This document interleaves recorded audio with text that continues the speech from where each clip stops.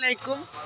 আকিল মিয়া এবং কৃষক পরিবারের পক্ষ থেকে সবাইকে জানাই আন্তরিক অভিনন্দন ও শুভেচ্ছা এবং সালাম। আজকে আমার যে দুইটা কৃষি জমিন এবং আজকে এই কৃষি জমিনের সম্পর্কে বিস্তারিত আমি আলোচনা করব। প্রথমে একটা জিনিস দেখাই, এই সুন্দর যে গাছটা এটা আমি রাখার কারণটা হচ্ছে এটা মূলত কিন্তু এটা মূলা। দেখেন, এটা কিন্তু মূলা, দেখছেন? এটা মূলা অত্যন্ত সুন্দর একটি গাছ, সুতরাং একটা রাখছি, ওইখানে আসছিল। এর পরবর্তীতে যে কাজটা করেছিলাম, এই যে এখানে আছে ভেন্ডি গাছ অর্থাৎ ঢেঁড়স, যেটাকে বলেন অনেকে ভেন্ডি বলে, ঢেঁড়স বলে। এই গাছগুলা অত্যন্ত খুব ভালো এবং সুন্দর এবং খুব ভালো একটা ফলনশীল একটি গাছ। এটা আমি কৃষি কর্মকর্তা আমাদের মাধবপুর উপজেলার হাবিব স্যার এটা আমাকে দিয়েছিলেন, অসংখ্য ধন্যবাদ। এবং নিচে যে গাছটা দেখতে পাচ্ছেন এটা হচ্ছে আপনার কি কয় এই বেগুন গাছ। হ্যাঁ, এটা অত্যন্ত সুন্দর, এটাও দিয়েছিলেন হাবিব স্যার, অসংখ্য ধন্যবাদ স্যারকে। স্যার বলেছিল এটা নিয়ে দেখো। এবং এখানে যে মরিচ গাছ অত্যন্ত সুন্দর এবং খুব ভালো মরিচ ধরেছে, আমি আপনাদেরকে দেখাইতেছি কত সুন্দর, অনেক সুন্দর মরিচ হয়েছে। এই দেখেন অনেকগুলা মরিচ, দেখেন অনেকগুলা মরিচ, দেখেন অত্যন্ত সুন্দর মরিচ ধরেছে এবং এটা খুবই সুস্বাদু হবে। এবং এটা হাইব্রিড, বাংলাদেশের সকল ফল এবং গাছ এবং সবজিগুলো দেখতে পারবেন, এটা কিন্তু হাইব্রিড। আমি বলে দিচ্ছি সবাইকে, এগুলা কিন্তু বেশিরভাগ হাইব্রিড। অর্থাৎ হাইব্রিড যখন ফসলটা একজন কৃষকের, অর্থাৎ যারা মনে করেন শুধু খাওয়ার জন্য যারা আছে, তারা শুধু কী করবে, দেশি ফলনটা যেটা ওইটা খাবে। আর বাকিগুলো যেটা আছে ওইটা কিন্তু হাইব্রিড, যারা বিক্রি করবে, ক্রয় করবে, যারা ক্রয় বিক্রয় করবে তাদের ক্ষেত্রে হাইব্রিড হয়। আর আমাদের এগুলো হাইব্রিড, অর্থাৎ আমাদের কাছে এসে দেশি হয়ে গেছে। কিভাবে?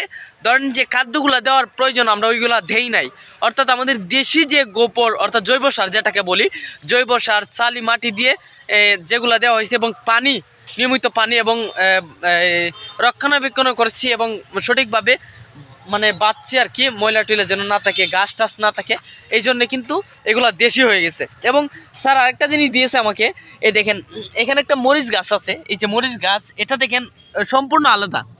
এই গাছ কিন্তু একটা সম্পূর্ণ আলাদা। এই গাছটা কিন্তু অত্যন্ত সুন্দর এবং খুব ভালো একটি মরিচ ফলনশীল, একটা উচ্চ ফলনশীল একটি গাছ। এবং এটা হাইব্রিড জাতীয়, ওই যে কি মরিচ যেন কয় এটাকে, জাল মরিচ, ফুচকা মরিচ না কি করে, ফুটকা মরিচের মতন এটা।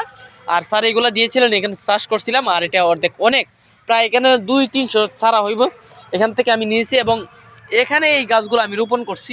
আর এখানে হচ্ছে স্যারের দেওয়া যে গাছ, এই যে বেগুন গাছ অত্যন্ত সুন্দর এবং খুবই কাটো হবে, এটার কিন্তু ফলন হবে বেশি, কিন্তু কাটো হবে, একদম কাটো, অরিজিনাল হাইব্রিড। হ্যাঁ, এটা দেশি হয়ে গেছে আমাদের কাছে এসে।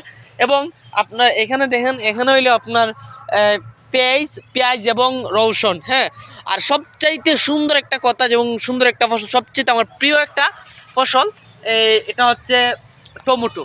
হ্যাঁ, আমার ছোট্ট একটা কৃষির ক্ষেত, এটা ছোট্ট, এটা হচ্ছে টমেটো। হ্যাঁ, এটা টমেটো অত্যন্ত সুন্দর, এটাও হাবিব স্যার আমাকে দিয়েছিলেন। এবং এই মাটিটাও এমনকি আমি সিলেট থেকে গবেষণা করে এবং স্যারের মাধ্যমে এটা এনেছি এবং এই মাটিতে রোপণ করার যোগ্য কিনা এবং কি কি লাগে প্রয়োজন আমি এগুলো দিয়েছি।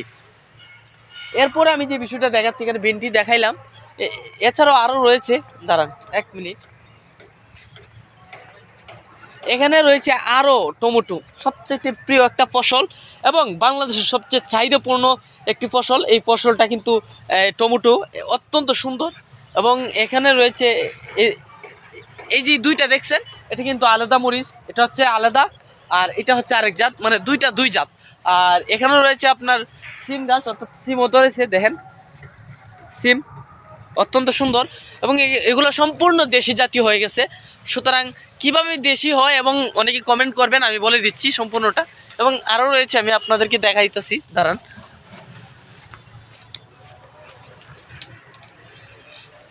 এখানে রয়েছে আপনার কি কয়, ধনিয়া পাতা, কেউ বাহর পাতা বলে, কেউ অস পাতা বলে, এটা হচ্ছে বাহর পাতা।